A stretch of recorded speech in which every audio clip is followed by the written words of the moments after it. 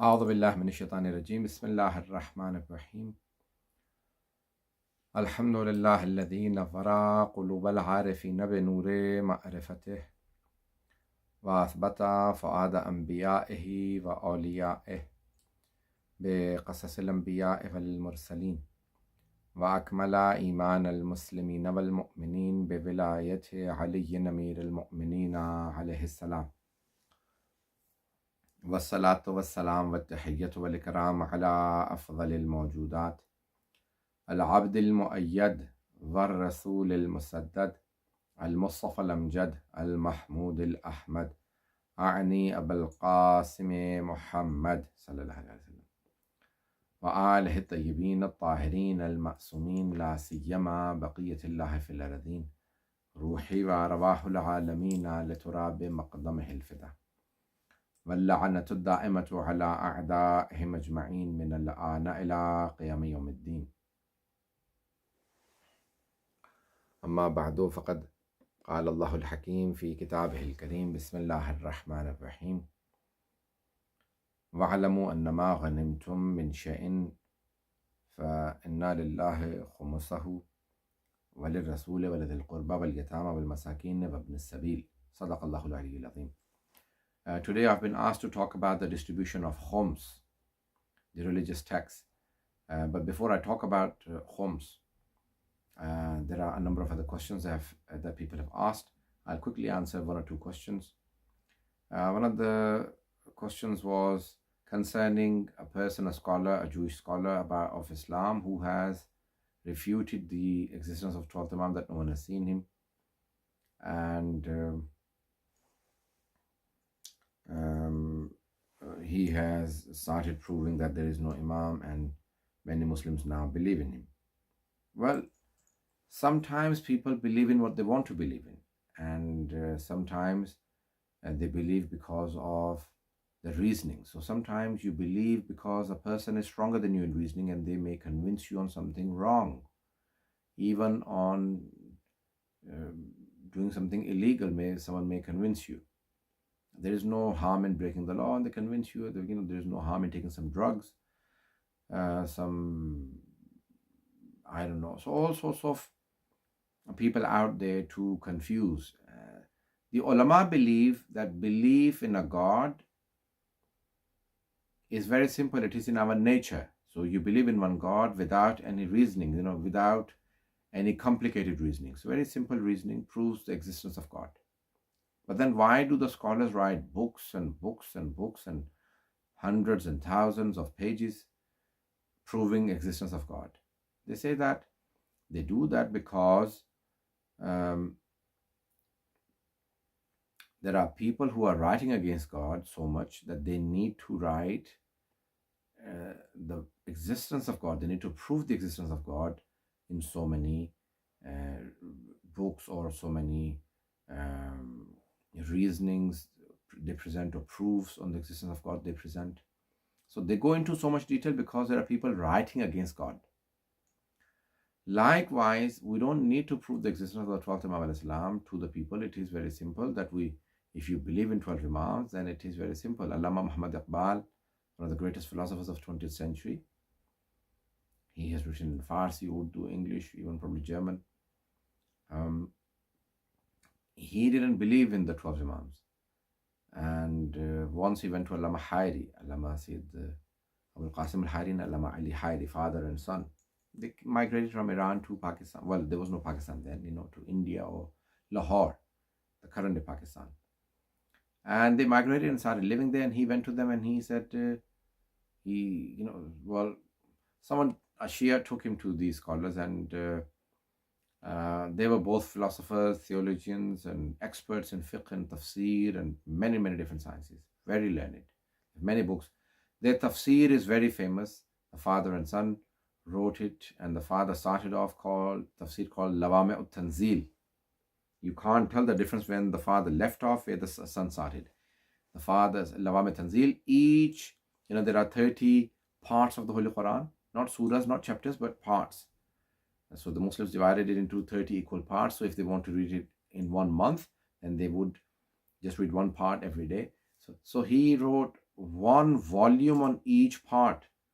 And I have in my library, one volume, which is big, old one volume, like big, thick, 600 pages, 400, 500, 600 pages in those volumes. If you convert it in today's writing, it will become 2 thick volumes on each part of the Holy Quran. 30 parts, so they were writing 60 volumes, they were writing one juz, one volume on each of the parts of the Holy Quran, so 30 volumes, but today's conversion will be something like 60. But anyway, so father started writing and he wrote 13 volumes while he was writing. I think he completed the 13th volume when he was writing the 14th, or he didn't complete the 13th volume when he died. And the son continued from where the father left off, and he went up to volume number 27. So anyway, Allama Iqbal went to them and said, and slowly a person took him, took Allama Muhammad Iqbal to those scholars and into the madalis, and he became very close to them, and he asked them about the 12th Imam, and slowly they convinced him with proofs, and they said, if you believe in the first 11, then the 12th one you will understand. But if you don't believe in the first 11, then you cannot just suddenly understand the 12th one. So you need to understand the first. If you understand Imam Ali salam and you believe in him as your Imam, then you will understand the second Imam, Imam Hassan and Imam Hussain, and slowly then you will believe in all 12, and you will believe in the 12th one and in his ghaibat. And first you need to believe in Allah's qudrat. It is Allah's power that has taken him to occultation. So the proof is that, for example, before I give you on the 12th Imam, the scholars say that, in olden days they used to have some wooden bridges with hanging with ropes to cross a river. And that's all you needed to understand Allah subhanahu wa ta'ala. But then they realized that no, we will have the cattle crossing the rivers and the big animals, and so they made stronger bridges. Then they said, well, we need the cars and the trucks to pass, and they wanted concrete and metal bridges, And the bridges became stronger and stronger because the weight to be carried on them was stronger. Likewise, the scholars, they say that all you need is just a very simple wooden bridge hanging on ropes to believe in Allah. But because there are so many people writing against God, that's why you need stronger bridges to prove Tawheed. And therefore those strong bridges are there to prove Tawheed only because there are people against God. Likewise, you need very simple proofs to prove the existence of the 12th Imam alayhi salam. The Holy Quran says, تَنَزَّلُ الْمَلَائِكَةُ وَالرُّوحُ فِيهَا بِإِذْنِ رَبِّهِمْ مِنْ كُلِّ أَمْرٍ. The angels and Ruh, the Spirit, come down every Laylatul Qadr. تَنَزَّلُ الْمَلَائِكَةُ. It is تَتَنَزَّلُ. It is present continuous. It is not تَنَزَّلَ الْمَلَائِكَةُ. It is not past tense. It is present continuous. It's not, the translation is not that the angels and the Spirit came onto the Holy Prophet once. They came down once. No. It is tanazzalul malaikatu, meaning present continuous. Whenever Laylatul Qadr comes, the angels and Ruh come down onto earth. So in the time of the Holy Prophet sallallahu alaihi wasallam, the angels came onto the Holy Prophet. They came to him to give him the message from Allah. In the time of Imam Ali alayhi salam, the angels came to Imam Ali alayhi salam. After the Holy Prophet, they came to Imam Ali alayhi salam. Then they came to Imam Hassan alayhi salam. Then they came to Imam Hussain alayhi salam. And after Imam Hussain, the Imam Sajjad alayhi salam. Today, who they come on to? Where do they come? Who do they bring the message to? So there must be someone like the Holy Prophet present today for them to kulle amr, to bring every command to him from Allah subhanahu wa ta'ala. Who's going to die, who's going to live, who's going to... All of this is coming down to someone who is special. And we believe that is Imam Zaman, Imam Mahdi alayhi salatu wasalam. So in the Holy Quran, there are many, many proofs. But this is another topic in itself, so I can go on and on about this. So likewise, there are many questions about Allah, I've given you an answer, and about Imam Zaman. In the absence of the Imam alayhi salam, the Khums, distribution of Khums. Now, when the Prophet was there, you would give the Holy Quran, the ayat from Surah Anfal, Surah number 8. This is in the Holy Quran. Allah subhanahu wa ta'ala says, وَعْلَمُوا, and be aware, أَنَّمَا غَنِمْتُمْ, whatever you take in ghanimat min shay'in, from anything in mal ghanimat, so there are 9 parts that have zakat in the Shia, because the zakat is limited to 9 parts based on the hadith of Aimma Ahl Bayt alayhimus salam. So zakat is wajib on 9 parts, and khums is wajib on 7. Imam Raza alayhi salam in his hadith in Wasail al-Shia has very clearly said that you will give zakat on 9 things: on dinar, dirham, gold and silver if they are coins. So if gold and silver are used as coins, so not on jewelry. On jewelry, if it is in use and there is no khums on it, if it is out of use, or if the gold and silver are, like in investment, when you buy the gold bars, silver bars, if you buy those bars, then there's khums on it if it is investment. Anyway, so 9 things have zakat. So if gold and silver are coins, then there is zakat.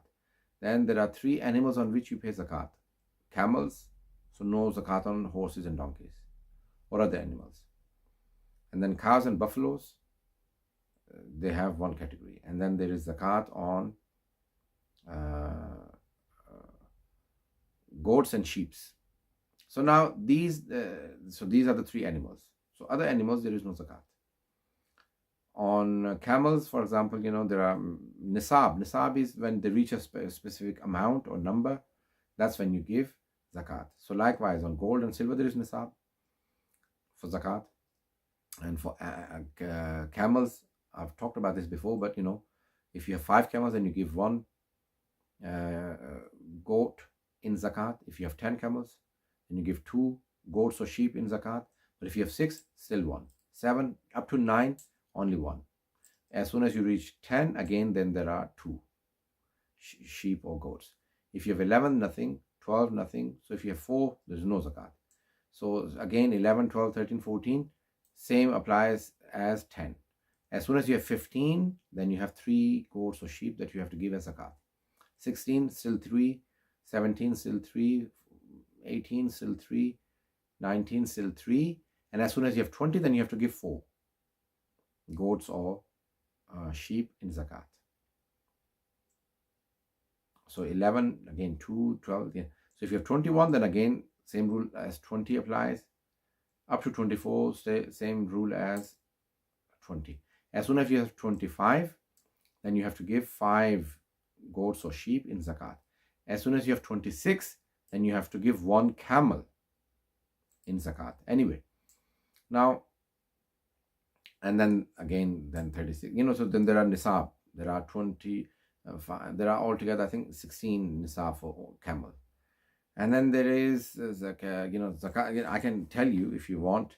You can ask those questions, and inshallah, and then I will. These are called naqdain, dirham or dinar. And then the animals also have their own nisab. And camels, buffaloes and cows on 20 and 30. So whenever they reach 20 or 30, on 20 you give a cow, or a buffalo, which is 2 years old, and when they reach 30,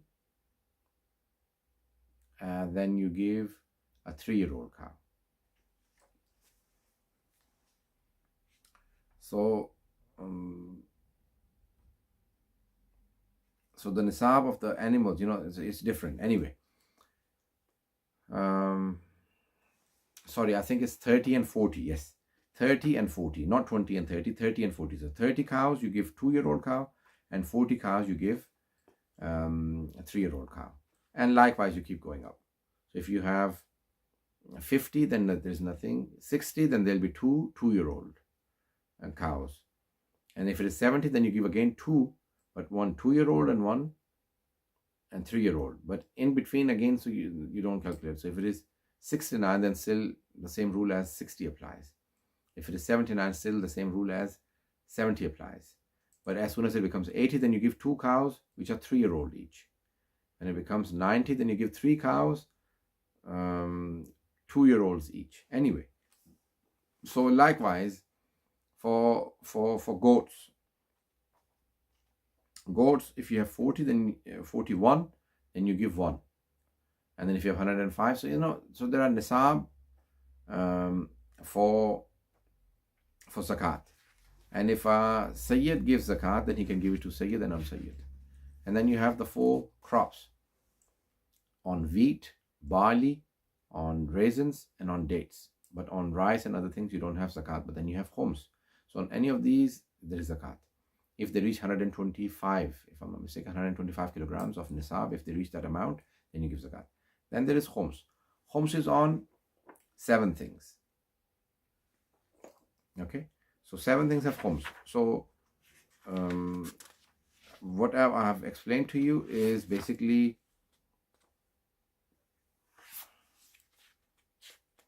the zakat. Now there are 7 parts which have khums. First thing on which the Imam al-Islam said that you have to give khums. So this is from Imam Sadiq al-Islam and also the Amma Ahl Bayt alayhi salam on Mali Ghanimat, on Ghanaim. So anything that you take from the war booty, from kuffar, with the permission of the Imam alayhi salam, if you go to war, only then you can take Mali Ghanimat. Otherwise, no. And also the trees or anything, things you take from them, like in gardens or trees, anything that land, on all of those things, anything that you take with the permission of the Imam alayhi salam, they will be khums on Mali Ghanimat and Ghanaim.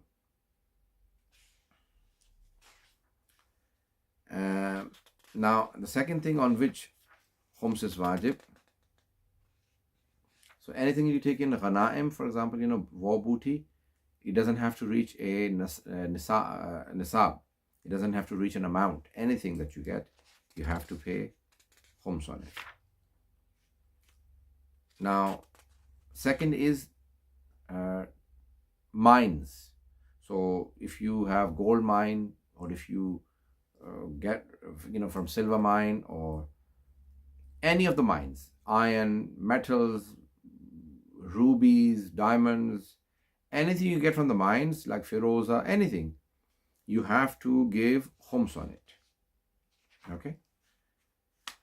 So the things that you get from mines, you take out your expenses, annual expenses, and then you give khums on the mines. The third thing on which khums is wajib is basically khans. Khans is treasure, any treasure that you may discover from the earth, from anywhere. So there is, on the treasure trove, there is khums. In olden days, people used to find many treasures, but now it's very rare. It is less common. So basically on ma'adin, and then basically on khans. Khans is treasure trove. And the fourth is when you dive into the sea, in the oceans. So anything you get from there, there is also khums on it. Whenever you find anything in treasure, in diving. Number 5 is when a kafir, when a disbeliever who lives in a Muslim state, and if he buys any land, then he has to also give khums. Number 6, al-mal mukhtalat bil haram. So anything which is when you have halal and haram mixed together, then you must give khums to make it halal again. So many people have haram earnings and halal earnings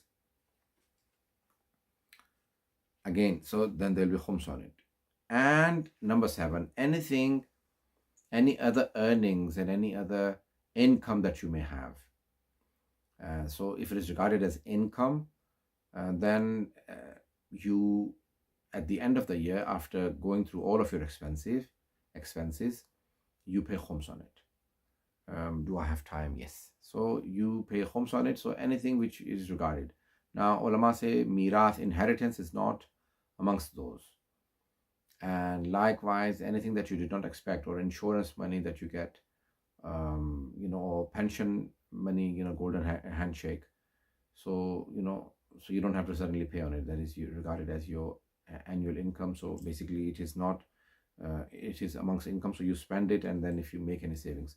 Now, anything which is regarded as, then you pay khums on it, 1/5.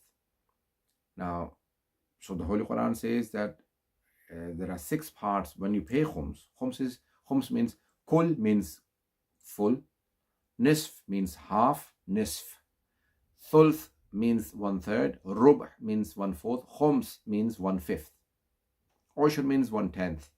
So anyway, so you pay 1/5, which is 20%. You pay on the annual savings. So you had income of $100,000, let's say, and then you spent 90,000 on household expenses, mortgage, eating, ziyarat, all of those. You took out the expenses. At the end, you're only left with 10,000. You pay 2,000 khums. Now, there are 6 parts to khums according to the Holy Quran. فَإِنَّ لِلَّهِ خُمُسَهُ فَأَنَّ لِلَّهِ خُمُسَهُ. So Allah subhanahu wa ta'ala, there is a part for Allah, equal parts, وَلِرَسُولِهِ, and for his messenger, وَلِذِي الْقُرْبَى, and the near ones, the relatives of the Holy Prophet, وَالْيَتَامَى وَالْمَسَاكِينَ وَابْنِ السَّبِيلِ, and for the orphans, for the poor people, and the people who are destitute, people who are traveling and they lose everything while they are traveling. So, people run out of their expenses, they're destitute while traveling. So these 6. Now, ulama have divided them into 2 parts. First 3 parts are called Sahme Imam, the part of the Imam. So Allah, Rasul, and the family of the Holy Prophet. These are called Sahme Imam, the portion of the Imam. Allah's part, you can't give it to Imam, Allah or the Messenger after the Holy Prophet.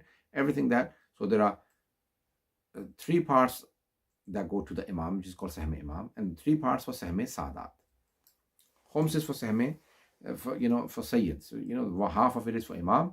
That can be spent on, in the absence of the Imam, the Marja Taqleed has the authority to spend it on Sayyids, non-Sayyids, any needy. And 1 portion is for the Sadat. Now, I'll be going into, I had to go into all of that detail to tell you. Now, how is it spent? So, Sahme Sadat. Sahme Sadat is a portion for Sayyids. Sahme Imam is the portion for the Imam al-Islam. In the absence of the Imam, you give it to the Marja. Now, Sahme Sadat, how most of the Maraji say you don't need the permission from a Marja Taqleed. But some Maraji say, like Khomeini, like Atala Khamenei, like Atala Makarim Shirazi, Atala Zanjani, and probably some others, who say that it is Ihtiyat Wajib. Ihtiyat Wajib, obligatory precaution to take the permission from your Marja. So meaning they don't have a fatwa, but they have a precaution. In Ihtiyat Wajib, obligatory precaution, you can refer to another Marja. And all the other Maraji say that you don't need the permission from a Marja Taqleed to spend Sahme Sadat. Sahme Sadat meaning Sayyids who are needy, who don't have the annual expenses of 1 year. They don't have their annual expenses. Their full year's expenses, they don't have. So that could mean for their house, for food, for expenses of their children if they're in education, for marriages, So if they don't have the annual expenses, then you can give them from Sahme Sadat. That's how they would deserve it. So and you can find if you're Sayyid yourself, then amongst your relatives, if there are anyone needy, then you give it to them. And anyone who doesn't give it to their relatives, or if they are needy, then their Sahme Sadat is not accepted. And if they give it to the family members, they get double the thawab for looking after the family and also giving the Sahme Sadat. So needy Sayyids, needy Sayyids, you give it Sahme Sadat to them yourselves. Then there is the Sahme Imam, which you give to Marja Taqleed. How is that spent? Now, briefly, the Aimma alayhi salam have given an outline, which I was basically referring to, hadith books on how the Aimma alayhi salam used to spend khums in their time. So the Aimma alayhi salam used to, even their portion, they would spend it on the needy Shias of the community. Now, these days, the ulama use it for the religious institutions. Religious institutions, the madrasas, they don't have any other income. So they basically, all the khums that the people take out, Sahme Imam, and sometimes even Sahme Sadat, is spent on the religious students. So they get mainly, even in Qom there are over 120,000 students. Najaf another probably 20,000. I don't have the exact numbers now, but Najaf probably has about another 20,000 students. But Qom has 120,000, I'm sure, over 120,000. Mashhad, Pakistan has many. Pakistan has 6 to 7,000, between 6 to 7,000 students all over Pakistan, over 500 madrasas. India, likewise, probably another 4, 5,000, 6,000 students all over India, probably less, but around that, if that. So now all of these students and all over the world, so religious students, they receive a grant for education because they don't have any, mostly are from poor countries, poor background, many are well off and their parents support them, but they have a small grant for education, religious education. So their education is free. So the teachers, they get a small token of money for teaching for free, and religious students, they get a grant, usually about $40, $50 a month. They would receive in stipulants, monthly, shahriya as it is called. So, and the married students get $100 a month, some more or less. So some who are in higher education may get more, $150, $200. In Najaf, in Qom, in Najaf they may get probably $200 to $300 because Najaf is very expensive and it is. So Qom is cheaper, so they get some accommodation. So there's many ulama, that's how they spend. So they spend on housing. So madrasas, so dormitories, a lot of the dormitories, students living in them, they are provided for free. So they have, in our times, we used to get lunch, free lunch, but then we had to have our own, we had to pay for our own breakfast. In my time, we used to get something like, Tuman was strong, so we used to have, I think, $20 a month I used to get. But because I wasn't married, so I was living in the dormitory. So my parents used to support me from Birmingham, from England. They used to live in England, so they would support me. But generally, $20 a month is not a lot. But so you live in the dormitory and they give you lunch. In our time, nowadays, I've heard they give you lunch and dinner, and sometimes even breakfast. Some madrasas give you breakfast as well. So the monthly, so that's how the Khums Imam is spent. It's spent on 100,000 to probably 200,000 altogether international. No, I don't think 200,000, but less than that. Students internationally altogether, the Shia students, 150,000, let's say, approximately 165,000, 170. So their education is basically their living expenses, like accommodation. It's very simple accommodation, and their food, and they monthly get a stipulant, of $20, $30, $40, depending on where they're studying, what level they're in. The beginners get very less. Some in Pakistan, they get probably $5, $10, $5 a month. India, Pakistan get very little. Africa also receives very little. But in Qom and Mashhad, in Iran, they will get higher, probably $10, $20, $30, $40, $50, like that, unmarried. And once you get married, you get a lot more. So $100 in Iran, and Najaf probably $200, $300. That's how it starts, and then they have to obviously, rent, and so they will get different. And then Tabligh, religious centers, religious institutions, libraries. For Tabligh, the people who go for preaching, they get a bit more, their travel expenses, and $200 for their if Iranians probably will get more, $500, $1,000 a month if they are going to be living there. If they're going to be just visiting, then they will have less. But a lot of the students, most of the people, they don't get anything from Hausa. It's only for Iranians.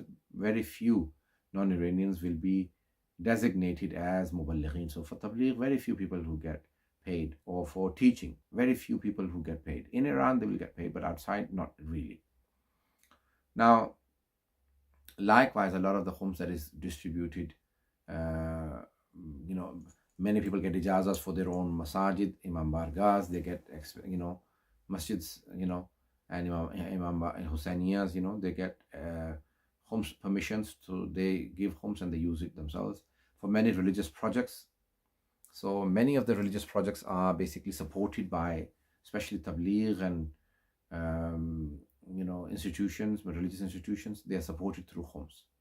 So most of it is spent on Tabligh work and appointed The Maraji themselves either appoint different people to distribute that khums amongst the students, and they have deputies, representatives all across. Many don't have representatives all over the world, but many have appointed representatives, and many don't have representatives, but they give permission to the local scholars when they collect homes. So they spend it on Sayyids and Sam Imam. They either send it to the Hausa, Najaf and Qom to spend on the religious students, or they get a small portion of it, let's say a third of it, what they collect, to spend on local projects if they have any.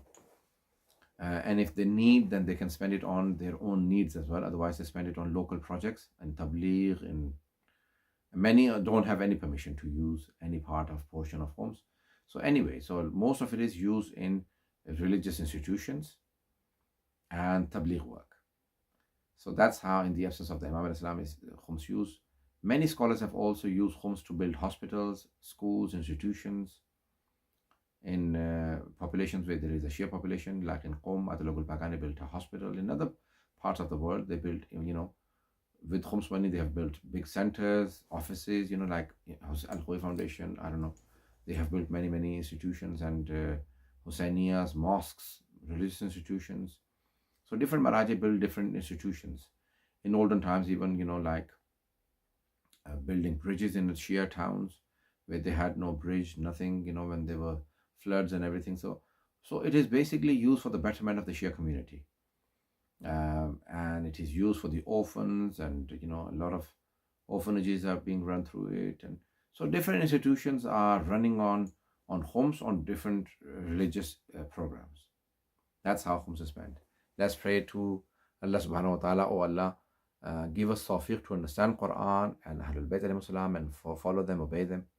Oh Allah, hasten in the reappearance of the Prophet Muhammad ﷺ, so he can run things better and improve the things how Allah subhanahu wa ta'ala wants them, institutions, the whole world properly, the orphans, the needy. There will not be any needy when the Imam Islam comes. He will feed them so well, he will look after them so well that nothing will be, no one will have easily money to spend on the poor people. Oh Allah, hasten in the reappearance of the Prophet Muhammad ﷺ.